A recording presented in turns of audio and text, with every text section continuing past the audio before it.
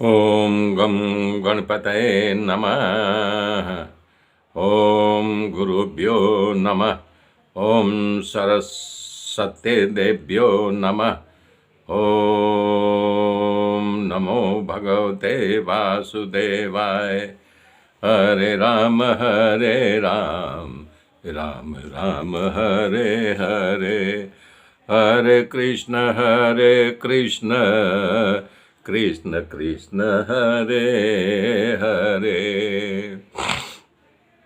मेरे मित्रों, कल मैंने बताया था, राजा परीक्षित सुखदेव जी से पूछ रहे हैं कि जिसकी मृत्यु 7 दिन हो उसे कौन सा कर्म करना चाहिए, कौन सा यज्ञ करना चाहिए, कौन सा पूजा करना चाहिए, किस देवी देवता को पुकारना चाहिए। तब भगवान सुखदेव जी इस प्रश्न को सुन करके खूब हर्षित होते हैं।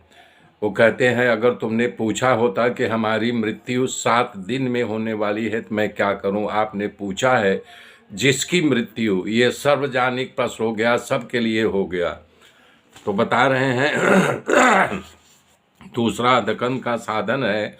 ये साधन लीला में उन्होंने भगवान के प्राप्ति करने की बता रहे हैं उन्होंने कि हे राजा, जिसको अभय पद की प्राप्ति की इच्छा हो, जिसको भगवत धाम प्राप्त करना हो, जिसके मोक्ष की इच्छा जो चाहता हो कि मुझे मोक्ष मिल जाए मरने के बाद, तो हमेशा जो है भगवान का कीर्तन भजन करना चाहिए।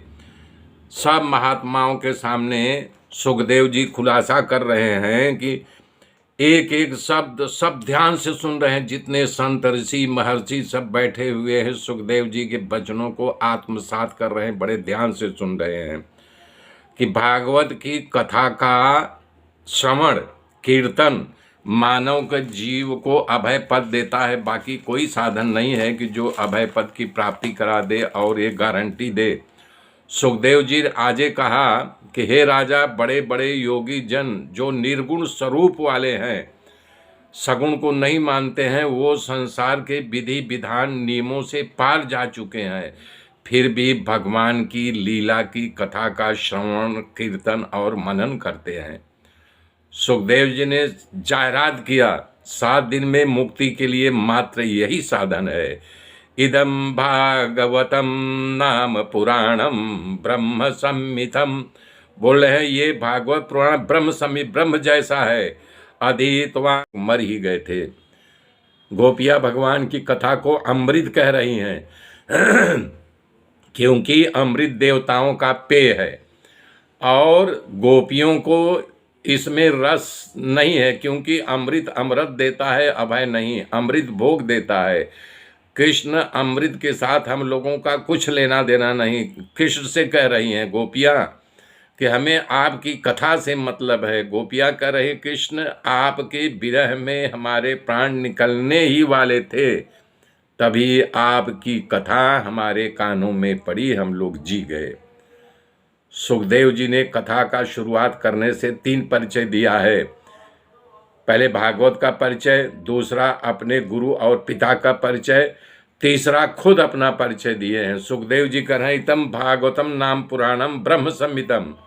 कह रहे हैं कि हे राजा, ये भागवत महापुराण भागवत स्वरूप है। इसे बोलते तभी सुखदेव जी की आंख खुल गई और सामने देखते हैं कि उनके पिता बैठे हुए हैं। विशाल ऋषियों की सभा का दर्शन हुआ। प्रथम पंक्ति में अपने पिता भगवान वेद व्यास को देख करके उनका दर्शन किया और कथा को रोक करके विशाल संत में अपने पिता का परिचय दिया। कह रहे हैं, अधीतवान द्वापरादौ पितृद्वैपायनादहम।